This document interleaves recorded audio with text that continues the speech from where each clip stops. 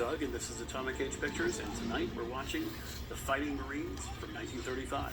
Now, I don't have a whole lot of information about this film itself. There's not a whole lot out there, but what I do have some information on is about the company that made this.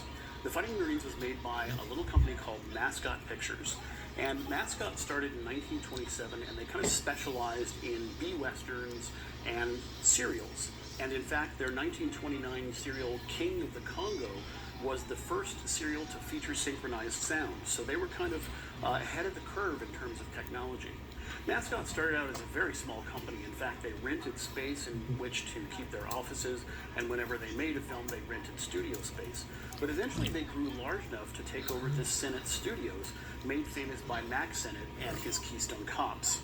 Mascot became very popular, providing B material to other studios, A Pictures, providing westerns and serials and other material like that to fill out a complete bill for an evening's performance. Mascot practically invented the singing cowboy genre, and in fact later in 1935 introduced Gene Autry in their serial The Phantom Empire.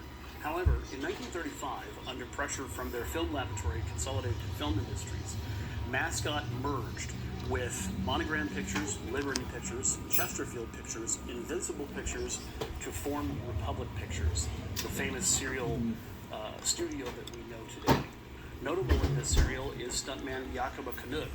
Now, Knut famously went on to do the Under the Stagecoach stunt in John Ford's Stagecoach, and then later went on to be the second unit director for the chariot sequence for Ben-Hur in 1959. He was a legend in the stunt community. So anyway, here from 1935 is The Fighting Marines.